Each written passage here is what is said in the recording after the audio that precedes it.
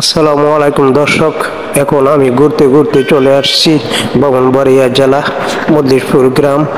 আর এই গ্রামের উপর দিয়ে রেলওয়ে চলে গেছে। আমরা এখন যাব, আমি সিএনজিতে উঠে বসে আছি হরমপুর মাজার শরীফে দেখতে।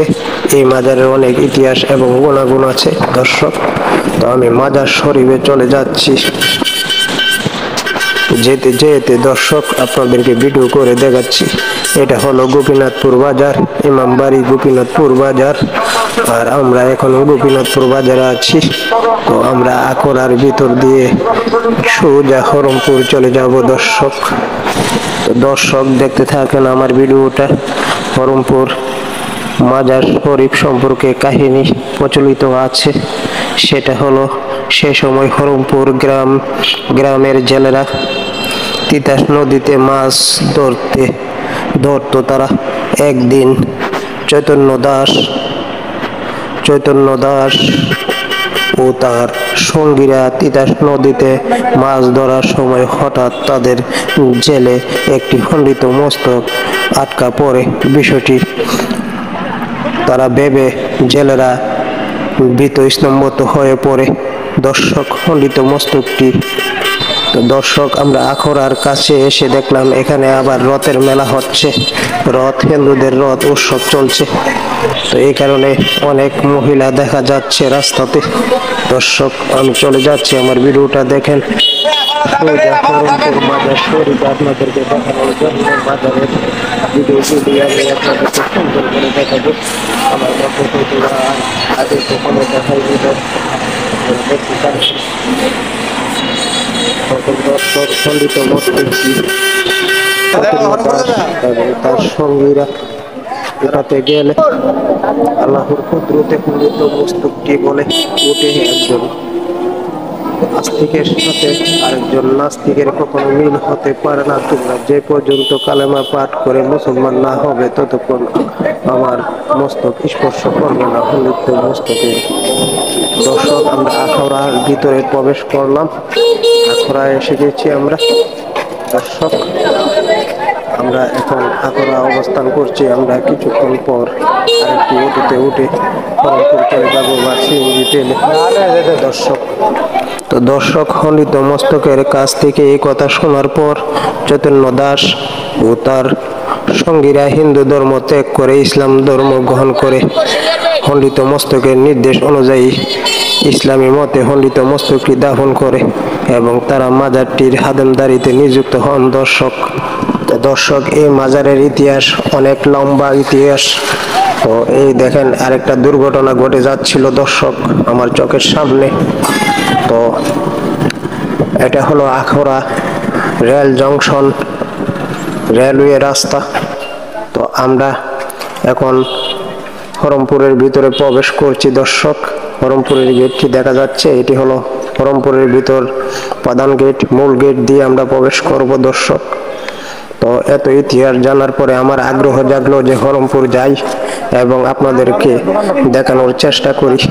হরমপুর আমরা চলে যাচ্ছি মাজারের একদম ভিতরে, একদম প্রবেশ করছি। মাজারের পাশে কত বাজার সদাই এবং তারা মার্কেট করে রাখছে দর্শক। আপনারা যে কোনো জিনিস, নিত্য প্রয়োজনীয় জিনিস কিনতে পারবেন। আমরা প্রথম গেট দিয়ে ঢুকছি মাজারে, আমরা প্রথম গেট দিয়ে ঢুকছি দর্শক। আর এখানে বসলাম একটু চা খেতে। তো সাথে আমার ছোট ভাই আমিন, তাকে নিয়ে আসলাম আমি হরমপুর মাজার শরীফে। এবং দর্শক, মাজারটা আপনাদেরকে তুলে ধরার জন্য এবং দেখানোর জন্য আমি চেষ্টায় আছি যে আমার আমিন ভাই ফটো তুলছে আর আমি ভিডিও করছি, আপনাদেরকে দেখাচ্ছি। এটা হলো হরমপুর মাজার শরীফ এবং এটা মসজিদ পাশে। এটা হলো মেইন মাজার এবং মূল মাজার শরীফটা এটা দর্শক।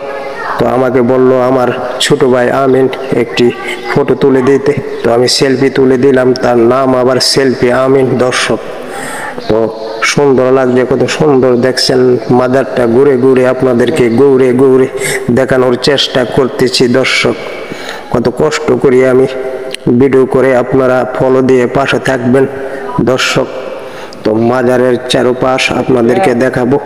এটা হলো মাজারের একটি টাকা জমা রাখার একটি বড় ডেক। তো আমরা এখান থেকে বেরিয়ে যাব দর্শক। এটা হলো একটি কসমেটিক্স দোকান, এটার মধ্যে আংটি আছে, অনেক রকমের জিনিস এখানে বেচা কিনা করে দর্শক। তো আমি একটু ভিডিও করে দেখছি আর আপনাদেরকে দেখাচ্ছি দর্শক। আমি চলে যাচ্ছি একদম।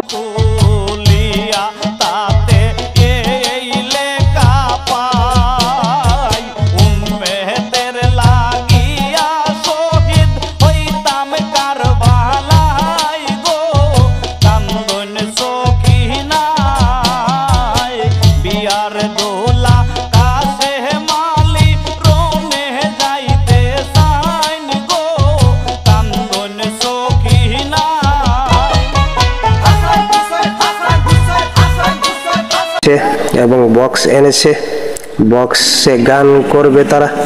গান মাজারের, এই যে মাজারটা দূর থেকে কত সুন্দর দেখা যাচ্ছে, হরমপুর মাজার। হরমপুর মাজারের পীর সাহেবের প্রতি আমার অসংখ্য সালাম। আসসালামু আলাইকুম রহমতুল্লাহ ওয়া। এটা তিতাস নদী দর্শক। তিতাস নদীর চারপাশ আপনাদেরকে দেখাচ্ছি। আর বড় ছিল নদীটা, ইতিহাসে লেখা আছে দর্শক।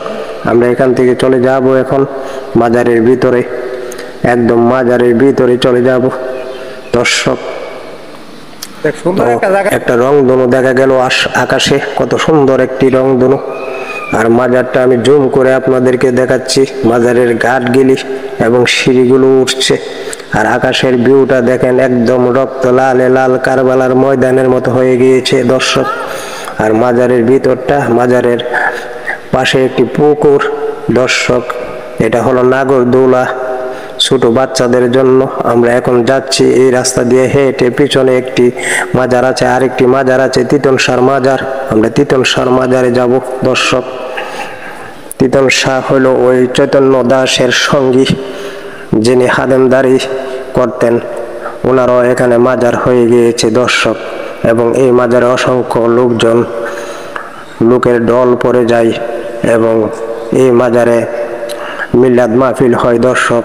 খুব আনন্দ লাগে।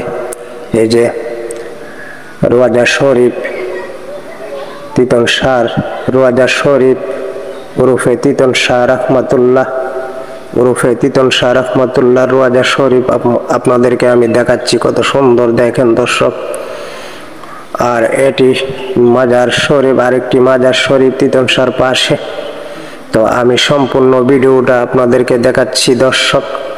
দেখেন এখানে মাজার শরীফ, তিতন শাহ রহমাতুল্লাহ। আবার নাগরদোলায় চলে আসলাম আমরা দর্শক। ধন্যবাদ, সবাই ভালো থাকবেন। আমার ভিডিওটা দেখে ভালো লাগলে আমার পেজটা ফলো দিয়ে পাশে থাকবেন। আসসালামু আলাইকুম রহমতুল্লাহি ওয়া বারাকাতুহু।